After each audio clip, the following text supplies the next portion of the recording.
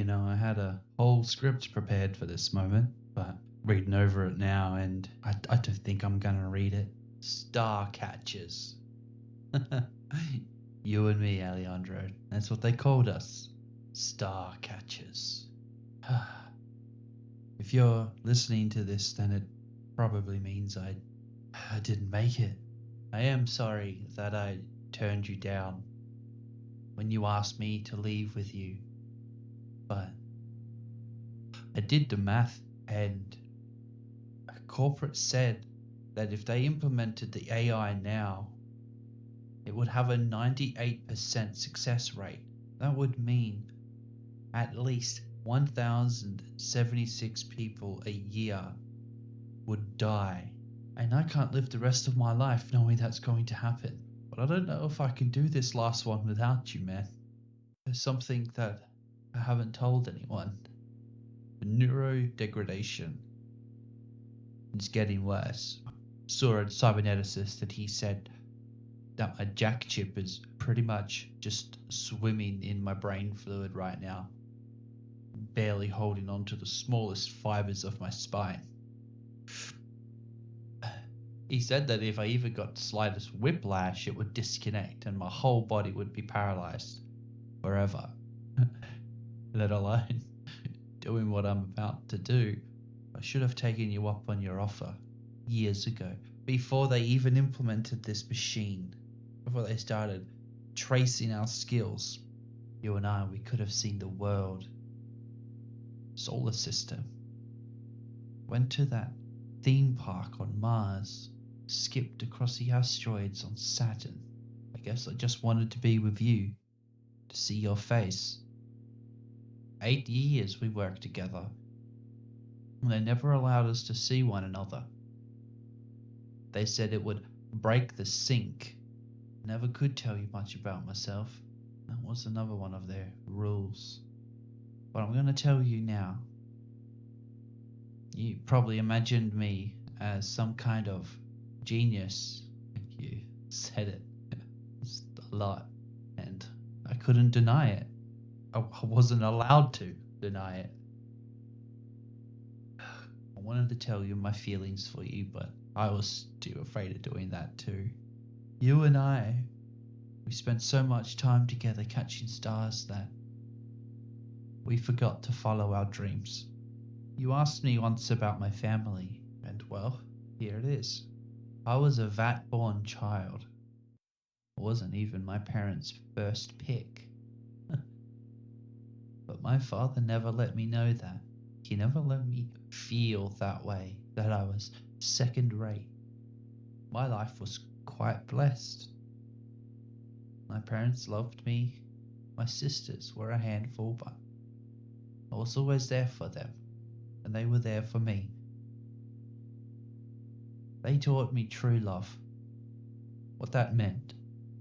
That is how I know that I feel for you is real. I'm sorry if it makes you awkward or don't feel the same way, but I feel like I have to tell you. We grew up near one of the last remaining pitches on Earth. 1 of 5.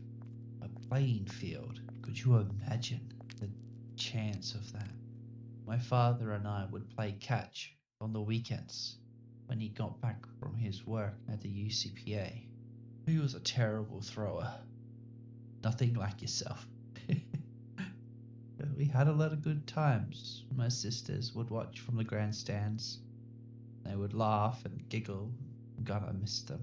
There was something about me, I guess. I was born with a defect. Something that made my eyes hypersensitive to the world around me. I could trace the smallest of movements. And apparently I could see a light spectrum that no one else could. The doctors and a cyberneticist, they all said that it was a leftover mutation, something from what humans used to be. They said they could cut it out during the augmentation process on my 10th birthday. But I didn't want them to. I wanted to keep it, you know. after that process, I knew it would be hard, but it was something that was special to me, something that I had in doing so. I had to wear glasses for most of my life to darken the world around me. For someone with such good sight, they had to limit it to barely a foot in front of me. Otherwise, I would have terrible migraines that felt like hot needles burning into my brain. I wasn't an ace student at the academy. I think I placed 10th, I believe. That was stupid and too busy chasing girls and being an idiot. But a man approached me. He was a strange man. He was a cyberneticist from DARWIN. I don't know, he rubbed me the wrong way. But he said that he could get me augmentations for the eyes. Not remove them, but enhance them. All his credentials were fine, and DARWIN trusted him, and at the time my family and I thought nothing of it, and I said yes. That was how I got into the ARM program. I wasn't never the first pick, but always the one they get right. Being 10th in my class meant that I was 10th on the rung, but they put me through a cadetship, speed run me through it all. I got massive numbers, the best they've ever seen, they said. That is how I ended up being a Starcatcher alongside you. When they put me in that pilot seat for real, I remembered looking up into space. I could feel it calling to me, the echoes and the subtle movement. The ships that came and went were like wire moving through oil. There were nights I dreamt of just floating out into the abyss. And then I realized how much I had lost. My eyes were now just another tool, but I loved it. This job, there's nothing else I would trade for it in the world. When those stray vessels that careen off the magnetic line and come straight for us, catching them in my hands, oh, it was glorious. As the whole station would just pause, still they'd watch behind the blast doors as I plucked the ships from the lanes like a surgeon. And there you were on the other end.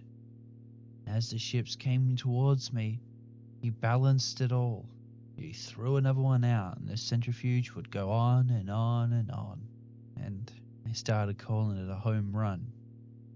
They said it because most of the workers would bolt off back to their families, and then they'd have to come all the way back when they're given the all clear. A home run. I like that. I've always liked that. I belong here, even as they replaced you on the other end with that cold, silent machine. I need to be here. It'll be my 13th catch.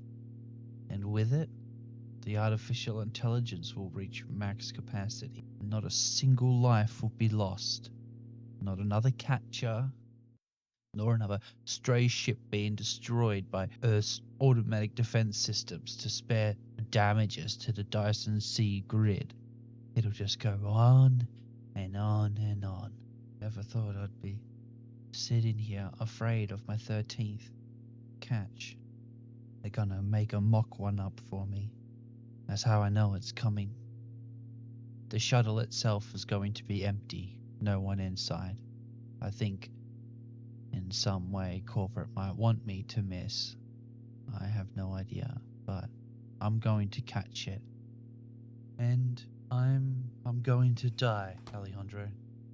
But it will be a good death. A worthy one. I wish I could have seen it all with you. But I guess I'll see you again one day, right?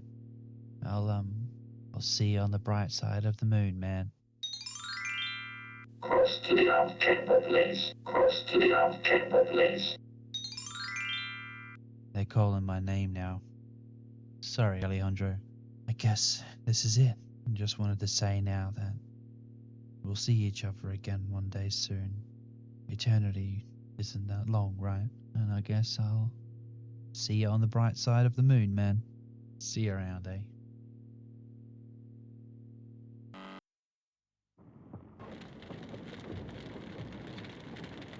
Ross didn't survive that day. Some still remember, others have forgotten. How where the man became myth evolved into a legend, where corporate would want you to forget the shoulders in which really prop you up. Ross died in that armchair, catching his final home run. There was a silence, a weariness to all the operators there. They knew it would be his last. And when they walked into the room, saw his body there, his jack searing at the base of his skull, a defiant smile across his face. They did not weep for the man. They congratulated him. They gave him one last round of applause. So next time you go off-world, and if you're out by the South Arm, that automatic system that catches and throws the ships out, that keeps the centrifuge balanced, have a look at the arm, and on the end, you will see where in a permanent mark etched into that billion-dollar crane, you will see his name and the lucky number that brings so many people home safe. As always, everyone, good night and good luck. Ink signing off.